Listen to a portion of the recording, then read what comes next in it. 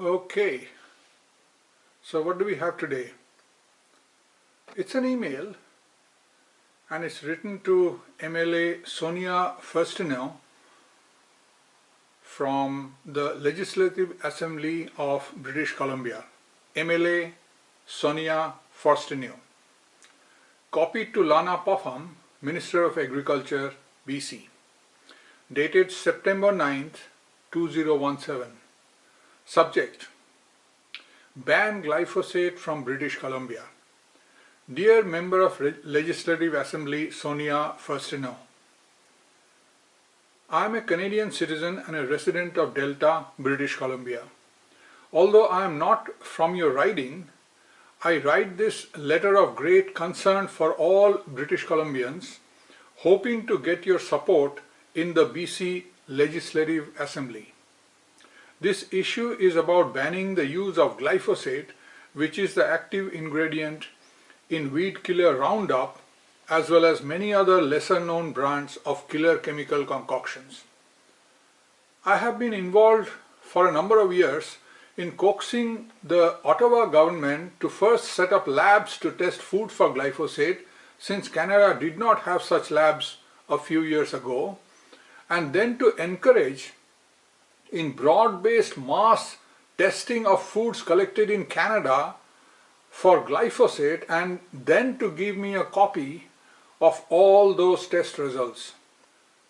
I finally analyzed them all to discover the shocking truth that Canada and the US produces the most toxic foods in the planet when it comes to glyphosate contamination.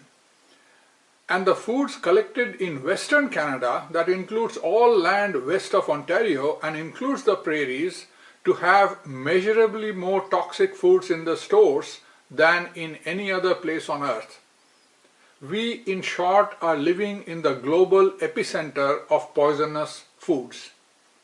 My findings are there for all to see in a 400-page ebook on Amazon titled Poison Foods of North America.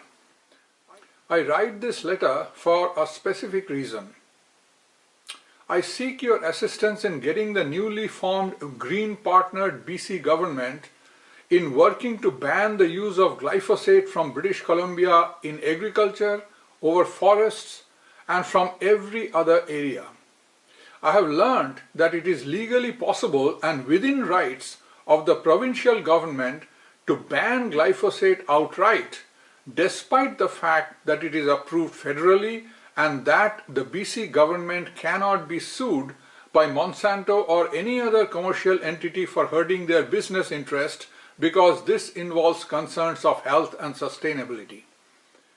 We know Lana Popham is a Minister of Agriculture and that this issue might be within her jurisdiction. We know she has been a strong promoter of organic agriculture. I have written to her already and a petition is created about this. However, we also realize that once one is in the government and in the driving seat, one often comes under commercial pressure to compromise on their core principles.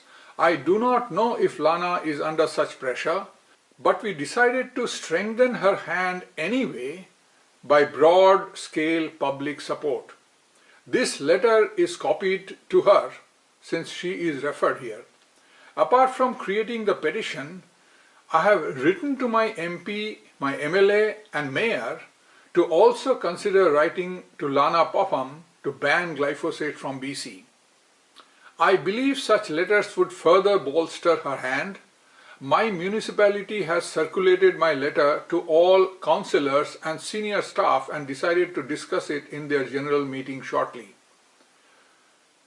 I write to you because you have a track record of fighting to protect the land from ecological degradation driven by commercial interests.